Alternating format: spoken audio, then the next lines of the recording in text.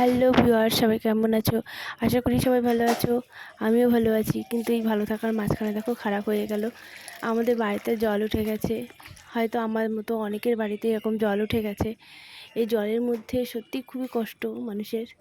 আমাদের তো তাও কম উঠেছে, কিন্তু যাদের বাড়িতে খুব বেশি জল উঠে গেছে তাদের খুবই সমস্যা। এই জলের মধ্যে মানুষের খুবই খুবই সমস্যা হয়। তো দেখো আমাদের বাড়ির চারপাশে এদিক ওদিক চারিদিকে জল। বাগানটার দিকে পুরো জলে ভরে গেছে। এরকম অনেকের বাড়িতে এরকম জল উঠে গেছে। দেখো এদিকে যেদিকে তাকাবে সেদিক বাগানের থেকে সাদা সাদা চারিদিকে জল, সবার বাড়ির উঠোনে জল। খুবই কষ্ট মানুষের।